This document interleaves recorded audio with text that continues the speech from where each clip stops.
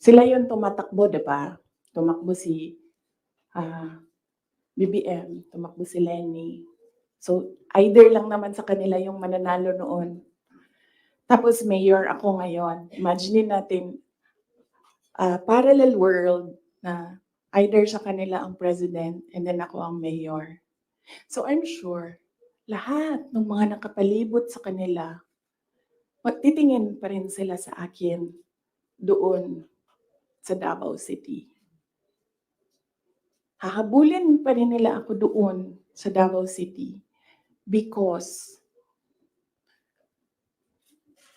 tinitingnan nila yung mga nakapalibot sa kanila, wala na yan silang pakialam kasi president na sila, 'di ba? Pero yung mga nakapalibot sa kanila may pakialam kasi sila yung tumitingin ng future, sila yung tumitingin ng 2028. And then meron akong realization yan because